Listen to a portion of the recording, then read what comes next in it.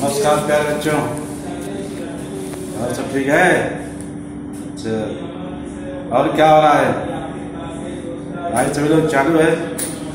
जो बच्चे यहाँ पढ़ रहे हैं, जो नहीं अपना टीचमेंट ऐप से पढ़ रहे हैं, और आप सभी लोग को बार बार बताया जा रहा है कि टीचमेंट ऐप जुड़िए। आप लोग मोबाइल में आप उसको डाउनलोड कीजिए और जो विषय पढ़ाया जा रहा है उसको आप लोग जो है उसको सही ढंग से पढ़िए। माने ज्वाइन बहुत जरूरी आप लोगों का है। आप लोग हाजिरी जो है कहाँ से हो रही है? टीचमेंट ऐप से। इसलिए इसको जुड़ना आप लोग बहुत जरूरी है।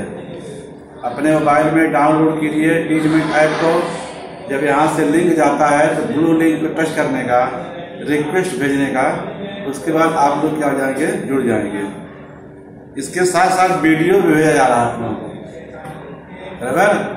अर्थशास्त्र का परिचय 7वां पाठ पढ़ा जा रहा है, उसका एक वीडियो जो है भेज दिया गया है। दूसरा भाग चल रहा है और साथ साथ टीचमेंट ऐप से पढ़ाया जा रहा है। आप लोग दोनों तरह पढ़ाया जा रहा है। यहाँ पढ़िए और वीडियो देखिए, बराबर। दोनों साथ फायदा होने वाला है। आप मोबाइल सबके पास है, यहाँ से चाहे गांव में, आप गांव में से पढ़ सकते हैं। जो लोग हैं, आप लोग जुड़ने का अधिक प्रयास कीजिए, बराबर। क्योंकि आप लोगों का जो अटेंडेंस जो उपस्थिति है वो टीचमेंट ऐप में दिखती है। कितने बच्चे आए हैं, अभी बच्चों की संख्या जो है कम हो रही है, कम लोग भी जुड़ रहे हैं। आप लोग जुड़ने का प्रयास कीजिए। और साथ साथ में आप लोगों को अर्थशास्त्र में जो है आप दूसरा भाग बताया जा रहा हूँ, बराबर। अर्थशास्त्र का परिचय भाग 2। इसके पहले हम लोग एक भाग आपको बता दिया हूँ। भाग 2 में क्या देखते हैं? अर्थव्यवस्था का प्रारंभ घर से होता है। अर्थव्यवस्था का प्रारंभ कहाँ से होता है बच्चों? घर से। पहले भाग देखें कि अर्थव्यवस्था, इकोनोमिया ग्रीक शब्द से बना हुआ है। इसका मतलब होता है पारिवारिक प्रबंधन। क्या होता है? पारिवारिक है प्रबंधन। तो परिवार से ही देश बना। परिवार एक छोटा रूप है अर्थशास्त्र का। अर्थव्यवस्था का परिवार एक छोटा रूप है और देश क्या है? इसका एक व्यापक रूप है, या तो माने बड़ा रूप है। तो हमारा जो प्रश्नोत्तर है, आप लोग किताब देखेंगे तो प्रश्न मिलेगा आप लोगों को। ये सब प्रश्नोत्तर आप लोग लिखना है कॉपी पर। स्कूल जब खुलेगा तो उसको चेक किया जाएगा, बराबर। तो पहला प्रश्नोत्तर यहाँ दिया गया है कि अर्थव्यवस्था का प्रारंभ घर से होता है। पहला पॉइंट है, आय तथा व्यय के बीच तालमेल स्थापित करने के लिए परिवार के प्रमुखों को आवश्यकताओं का प्राथमिकता क्रम निश्चित करना पड़ता है। क्योंकि परिवार की आवश्यकताएं असीमित होती है और उनकी पूर्ति के साधन सीमित होते हैं। आय तथा व्यय के बीच तालमेल स्थापित करना है। आय माने आमदनी, व्यय माने खर्च। वो तालमेल कौन स्थापित करेगा? घर का जो मुखिया होता है, घर का जो मालिक होता है। आप 10,000 कमा रहे हो, खर्च जो है 11,000 कर रहे हो, तो आपके ऊपर 1,000 का क्या हो जाएगा? हर महीने कर्ज हो जाएगा। क्योंकि हमारी आमदनी 10,000 है ना, हमको 10,000 में ही जो है काम करना है और प्लस उसमें पैसा और बचा के रखना है आपातकाल के लिए। आपातकाल माने कभी कोई बीमार हो गया, बराबर। ऐसी ऐसी समस्याएं पैदा होती हैं, तो पैसा रहेगा तो हम उससे काम कर सकते हैं। यह व्यवस्थापन कौन करता है? परिवार का मालिक। क्योंकि परिवार के लोगों के जो प्यारे बच्चों आवश्यकताएं होती हैं वो क्या है? असीमित है। एक परिवार में 6-7 लोग हैं, 10 लोग हैं, तो सबकी आवश्यकता है ना। तो उस आवश्यकता कौन पूर्ति करेगा? घर का मालिक करेगा। आप लोग स्कूल में आते हो ना, तो आपकी आवश्यकता पूर्ति कौन करता है? आपके पिताजी करते हैं, आपकी जो है माता जी करती है। आपको पेंसिल, कलम, किताब, ड्रेस, चप्पल आदि की आवश्यकता होती है ना। ये कौन देता है? आपके अभिभावक देते हैं, आपके माता पिता देते हैं। तो जो पेरेंट्स होता है, जो अभिभावक होता है, वो तय करता है कि सबसे अधिक आवश्यकता किसकी है। क्योंकि साधन सीमित होते हैं। पैसा हमारे पास 10,000 सीमित है, तय है 10,000 है, तो हमको उस 10,000 में सबकी आवश्यकताओं की पूर्ति करना है। तो परिवार का मालिक क्या करेगा कि जो सबसे अधिक आवश्यकता होगी उसको वह पूर्ति करेगा, बराबर। यानी जो ये देखेगा कि सबसे आवश्यकता किसकी अधिक है, तो वह उसकी जो है पूर्ति करता है। पहला पॉइंट है। सेकंड पॉइंट क्या है बच्चों? पारिवारिक व्यवस्थापन और अर्थशास्त्र में बहुत समानता होती है। इसका अनुभव गांव अथवा शहर के व्यवस्थापन, देश के व्यवस्थापन तथा विश्व के व्यवस्थापन से होता है, इसे आर्थिक व्यवस्थापन कहते हैं। पारिवारिक व्यवस्थापन और अर्थशास्त्र में बहुत समानता है। इसका अनुभव कहाँ होता है? गांव से। कहाँ होता है? याद किया ना, गांव अथवा शहर का व्यवस्थापन, देश का व्यवस्थापन और पूरे विश्व का जो व्यवस्थापन होता है, इस व्यवस्थापन को आर्थिक व्यवस्थापन कहते हैं। एक परिवार जैसे चलता है, छोटा सा रूप है परिवार, और ये छोटा रूप धीरे धीरे क्या हो जाता है? बड़ा हो जाता है। एक गांव का जो है अपना परिवार है, उसका मालिक है, वो गांव घर देखता है, और एक गांव होता है, गांव का मालिक कौन होता है? प्रधान होता है। तो गांव का विकास कौन करता है? प्रधान करता है। इस प्रकार उसके ऊपर जाएंगे तो ब्लॉक होता है, तो ब्लॉक बहुत सारे प्यारे बच्चे गांव होते हैं, तो उसका ब्लॉक प्रमुख एडीओ बीडीओ जो होते हैं वो विकास करते हैं। उसके और ऊपर जाएंगे तो कई ब्लॉक में क्या बन जाता है? तहसील बनती है। तो तहसीलदार होता है, वो देखता है, एसडीएम होता है, और कई तहसीलें मिल जाती, क्या बन जाता है? जिला। तो कौन देखता है? उसका जिला अधिकारी। पूरे जिले का विकास करने का अधिकार किसको होता है? जिले अधिकारी को, डिस्ट्रिक्ट मजिस्ट्रेट होता है, डीएम। उसी प्रकार कई जब जिले मिल जाते हैं, क्या बन जाते हैं? राज्य। तो राज्य कौन देखता है? जो वहाँ का मुख्यमंत्री होता है, जो राज्यपाल होता है, वो राज्य का विकास करेगा। तो कई राज्य मिलेंगे तो क्या बनता है? एक देश। जैसे भारत देश है ना, भारत देश में 28 राज्य हैं और 9 क्या है? केंद्र शासित राज्य हैं प्यारे बच्चों। तो देश कौन देख रहा है? प्रधानमंत्री देखता है, उसका मंत्रिमंडल देखता है, देश कैसे विकास किया जाए। उसी प्रकार कई देश जब मिलेंगे तो क्या बनता है? महाद्वीप बनता है। क्या बन जाता है? महाद्वीप बनता है। और कई महाद्वीप जब मिल जाते हैं क्या बन जाता है? एक विश्व बनता है। हमारे देश में 7 महाद्वीप है ना, तो 7 मिला के क्या बन गया? विश्व बना। बराबर। आगे क्या देखते हैं हम लोग? दूसरा है भारत की अर्थव्यवस्था मिश्र अर्थव्यवस्था है। हमारे देश की अर्थव्यवस्था कैसी है? मिश्र है, हमारे मिली-जुली। पहला पॉइंट, भारतीय अर्थव्यवस्था में सर्वाधिक क्षेत्र और निजी क्षेत्र का सह अस्तित्व है। हमारे अर्थव्यवस्था में सार्वजनिक और निजी क्षेत्र का अस्तित्व है, 2 क्षेत्रों में बांटा गया है। दूसरा है कि भारत में उत्पादन साधनों का स्वामित्व निजी उद्योगपतियों और सरकार के बीच बटा होता है। तीसरा है, इस प्रकार पूंजीवादी अर्थव्यवस्था और समाजवादी अर्थव्यवस्था दोनों की विशेषताएं भारत में पाई जाती हैं, इसलिए भारत की अर्थव्यवस्था मिश्र स्वरूप की अर्थव्यवस्था है। यार बच्चे, हमारा देश जब आजाद हुआ तो विश्व में केवल 2 ही अर्थव्यवस्था थी, एक पूंजीवादी अर्थव्यवस्था, दूसरी क्या थी? समाजवादी अर्थव्यवस्था। पूंजीवादी अर्थव्यवस्था कहाँ थी? तो जापान है, अमेरिका है, ऐसे राज्यों में। क्योंकि पूंजीवादी अर्थव्यवस्था में क्या होता है? किसी एक व्यक्ति का अधिकार होता था, और समाजवादी अर्थव्यवस्था में सरकार का अधिकार होता था। पूंजीवादी अर्थव्यवस्था में वहां एक व्यक्ति का अधिकार होता है, तो अधिक पैसा कमाने के चक्कर पड़ते हैं, लोग अधिक लाभ प्राप्त करें। लेकिन जो समाजवादी अर्थव्यवस्थाएं थी, उसका उद्देश्य था कि लोगों का कल्याण हो, समाज के सभी वर्ग के लोगों को लाभ मिले, वह अर्थव्यवस्था है। हमारा देश जो है दोनों अर्थव्यवस्था का अध्ययन किया, दोनों में जो अच्छाई थी उसको ले लिया हमारा देश, और दोनों के मिला के हमारे देश की व्यवस्था कैसे बनी? मिश्र अर्थव्यवस्था। क्या बनी? मिश्र अर्थव्यवस्था। याद दिया है ना कि इसमें जो है हमारी जो अर्थव्यवस्था है, इसमें निजी और सार्वजनिक 2 क्षेत्र हैं। निजी में किसी एक का अधिकार होता है, और सार्वजनिक में सरकार का अधिकार होता है।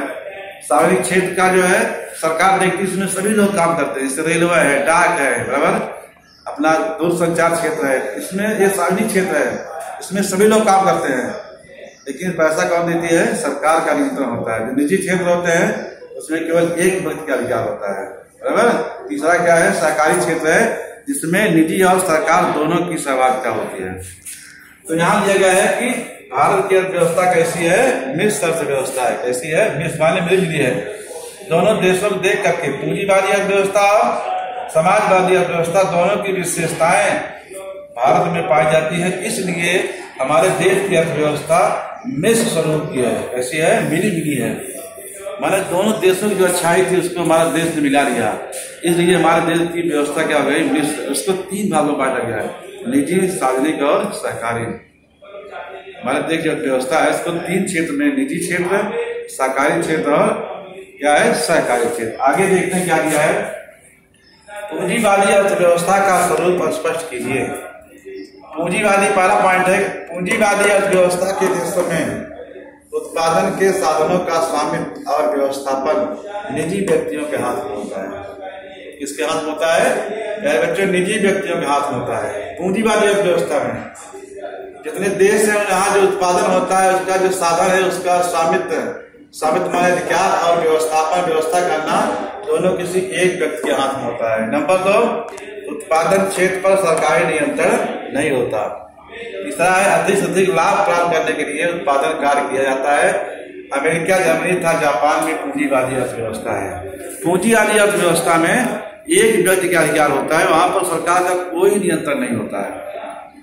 और पूंजीवादी अर्थव्यवस्था का मुख्य उद्देश्य है अधिक से अधिक पैसा कमाना, अपनी वस्तुओं को विश्व के मार्केट में बेचना और बड़े पैमाने पर लाभ जो है कमाना। यह क्या है? पूंजीवादी अर्थव्यवस्था की विशेषता है। बराबर। और दूसरा पॉइंट क्या है? अधिक से अधिक लाभ प्राप्त करना। और यहाँ पर इस अर्थव्यवस्था में सरकार का कोई नियंत्रण नहीं होता है। इसमें पूंजीवादी अर्थव्यवस्था में वो देश कौन है? अमेरिका, जापान, जर्मनी, ये पूंजीवादी अर्थव्यवस्था यहाँ पर है। देखो यहाँ के लोग धनाढ्य हैं। आप देखो जर्मनी यूरोप महाद्वीप में है, जापान एशिया में है, अमेरिका जो है उत्तरी अमेरिका महाद्वीप देश है। यहाँ पर प्यारे बच्चों पूंजीवादी अर्थव्यवस्था है। एक ही व्यक्ति का अधिकार है, वो जो चाहे वही करेगा। उसकी कंपनी है, जिसको रखेगा उसका जो है जब सामान जो है तैयार होगा पका माल तो मार्केट में बेचेगा। कहाँ बेचेगा? जहाँ उसको अच्छा पैसा मिलेगा।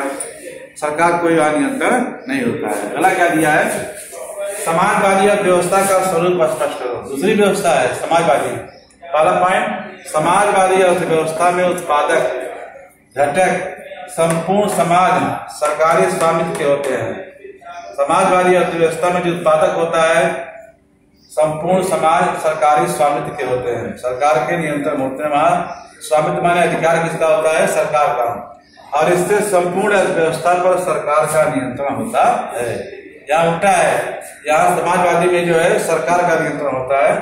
इसका मुख्य उद्देश्य सामाजिक कल्याण का कार्य करना होता है।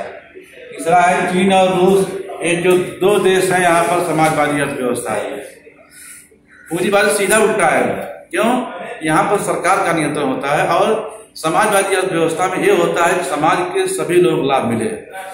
जितने भी कल कारखाने खुले, जितने भी कंपनियां स्थापित हों, वहां देश के हर नागरिक की भागीदारी हो, जिससे लोगों को रोजगार मिलेगा और लोगों का जीवन स्तर क्या हो जाएगा? ऊंचा उठेगा। ये अंतर है। पूंजीवादी में एक व्यक्ति का अधिकार है, सरकार का नियंत्रण नहीं है, उसका मुख्य उद्देश्य अधिक कमाना, अधिक लाभ कमाना। समाजवादी क्या है? समाजवादी में स्वामित्व, अधिकार और नियंत्रण किसका होता है? सरकार का।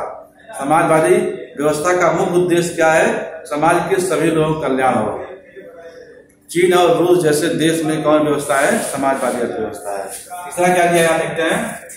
लियोनेल रॉबिन्सन के अनुसार, लियोनेल रॉबिन्स जो अर्थशास्त्री थे, उन्होंने अर्थशास्त्र की यहाँ परिभाषा दी है। अर्थशास्त्र वह शास्त्र है, अर्थशास्त्र वह शास्त्र है जिसमें असीमित मानवीय आवश्यकताओं और पर्यायी उपयोग के सीमित एवं दुर्लभ साधनों के बीच तालमेल स्थापित करने के मानवीय प्रयत्नों माने प्रयास का अध्ययन किया जाता है। लियोनेल रॉबिन्सन ने अपनी अर्थशास्त्र परिभाषा लिखा प्यारे बच्चों कि अर्थशास्त्र वह शास्त्र है जिसमें असीमित मानवीय आवश्यकताएं कैसी है? असीमित है और पर्यायी उद्देश्य सीमित हैं। जो उसके उद्देश्य में क्या है? सीमित एवं दुर्लभ है। साधन कैसे? दुर्लभ है। इन दोनों के बीच में तालमेल स्थापित करने के मानवीय प्रयासों का अध्ययन किया जाता है। मानव ने कहा है कि हमारी आवश्यकताएं असीमित हैं, लेकिन हमारे साधन क्या है? सीमित हैं, दुर्लभ है। तो उन दोनों के बीच में कैसे तालमेल स्थापित किया जाए, यही अर्थव्यवस्था है। क्या है? अर्थव्यवस्था। हमारे पास साधन कम है और उसी साधन को काम निकालना है, तो वह जो तालमेल स्थापित होता है वही क्या होती है? अर्थव्यवस्था होती है। हमारे पास 500 रुपया है, उसके अनुसार हमको चलना है ना। अगर हमको कोई आवश्यकता नहीं, कोई सामान नहीं लेना है, बराबर, सोच समझ चलना है। हमको भाई इतने रुपया है, इसमें कैसे चलना हमको है, वो आपके ऊपर निर्भर करेगा, क्योंकि आप अपनी आवश्यकताओं को रोकना पड़ेगा। आवश्यकताएं क्या होती है? अनंत होती है, असीमित होती है। ये पूंजीवादी और समाजवादी, और दोनों में क्या अंतर है इसको आप लोग बता देता हूं। पूंजीवादी अर्थव्यवस्था था समाजवादी अर्थव्यवस्था में अंतर। पहला है पूंजीवादी अर्थव्यवस्था, दूसरा क्या है समाजवादी अर्थव्यवस्था। इसमें अंतर दिया गया है। पहला पॉइंट है उत्पादन साधनों का स्वामित्व और व्यवस्थापन निजी संस्थाओं के हाथ में होता है। पूंजीवादी में जो उत्पादन साधन है, जो उत्पादन होता है, उस पे अधिकार और व्यवस्थापन दोनों एक संस्था के हाथ में होता है, किसी एक व्यक्ति के हाथ में होता है। जैसे गेहूं चावल का उत्पादन हो रहा है, उसको कैसे व्यवस्थापन करना है, कैसे कहाँ किसको देना है, किसको बेचना है, वह किसी एक संस्था के हाथ में होता है। यहाँ क्या है, उत्पादन साधनों का स्वामित्व सरकार के हाथ में होता है। समाजवादी अर्थव्यवस्था में जो है, जो उत्पादन साधन होता है उसका अधिकार किसके पास होता है, सरकार के हाथ में होता है, सरकार का नियंत्रण होता है। दूसरा है अधिकतम लाभ कमाना पूंजीवादी अर्थव्यवस्था का मुख्य उद्देश्य है। पूंजीवादी जो देश है, अमेरिका, जापान, चाइना, जर्मनी जैसे देश, उनका मुख्य उद्देश्य क्या है, अधिक से अधिक पैसा कमाओ। लेकिन समाजवादी अर्थव्यवस्था में क्या है, लाभ कमाना समाजवादी अर्थव्यवस्था का उद्देश्य नहीं होता। इसका मुख्य उद्देश्य समाज का कल्याण करना है।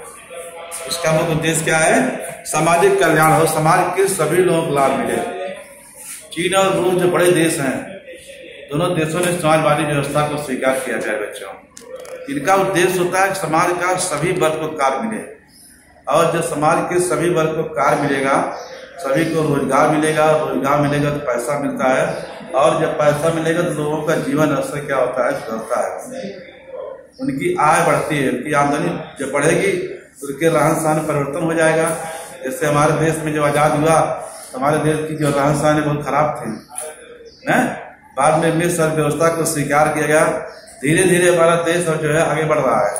अभी लोगों के अंदर में रहन सहन व्यवस्था में क्या हो रहा है, बदलाव हो रहा है, खाने पीने में, रहने सहने में, उठने बैठने में ये परिवर्तन हो रहा है। इसलिए हमारे देश की राष्ट्रीय आय बढ़ रही है, और इसके साथ आय के साथ आयु बढ़ रही है। आयु वाली क्या होता है, उम्र।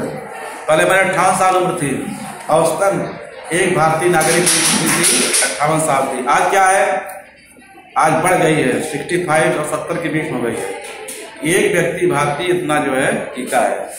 अगला पॉइंट दिया है अमेरिका, जापान और जर्मनी जैसे देशों में पूंजीवादी अर्थव्यवस्था है, और चीन और रूस दोनों देशों में कैसी है, समाजवादी अर्थव्यवस्था है। मेरे बच्चों, जो बड़े बड़े देश हैं, जैसे बताया अमेरिका, जापान, जर्मनी। जर्मनी कहाँ है, यूरोप महाद्वीप में, जापान एशिया में, अमेरिका उत्तरी अमेरिका महाद्वीप में। अमेरिका एक सरकारी राष्ट्र है विश्व का, तो यहाँ आज पूंजीवादी अर्थव्यवस्था है।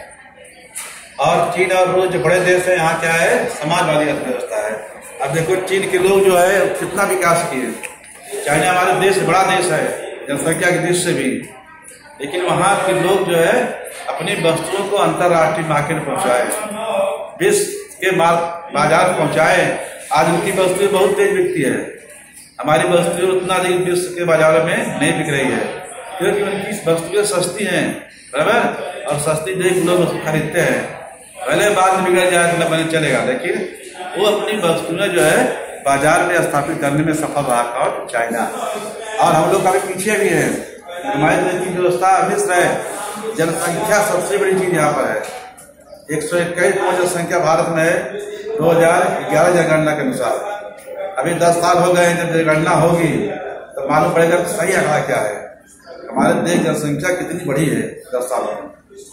तो कोविड-19 के कारण जो है जनगणना रुकी हुई है, जैसे खत्म होगा जनगणना काम किया जाएगा, चालू जाएगा। तो प्यारे बच्चों, ये रहा पूंजीवादी अर्थव्यवस्था और समाजवादी अर्थव्यवस्था में अंतर, बराबर।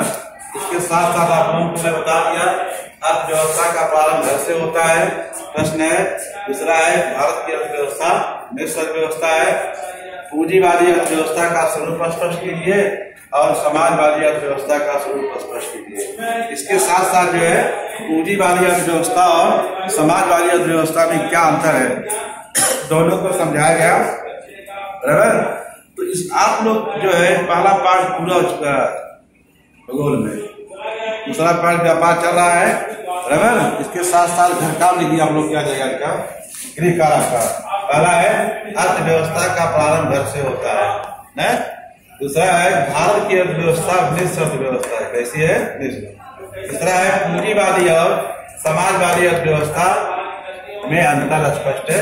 ये 3 आज गृह कार्य आपको, इन 3 गृह कार्य को पढ़ो और पढ़ने के साथ साथ आप लोग इस पर काम पूरा करके और अपने ग्रुप पे डालिए, साथ साथ नोट पर भी लिखिए। ये प्रश्नोत्तर दिखा दिया गया, इसको आप लोग ध्यान कीजिए। फिर आप लोग जब मिलेंगे अगले पार्ट का वीडियो आप लोग को भेजूंगा, लेकिन आप लोग टीचमेंट ऐप में जरूर जुड़िए, बराबर। तब तक के लिए धन्यवाद। जय